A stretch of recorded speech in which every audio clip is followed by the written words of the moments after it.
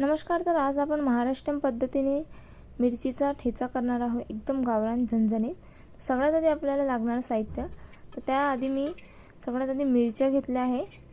मिरच्या, शेंगदाणे आणि लसूण चांगला आपल्याला भाजून घ्यायचा आहे. नंतर मी त्याच्यामध्ये जिरं आणि मीठ टाकून घेतलं.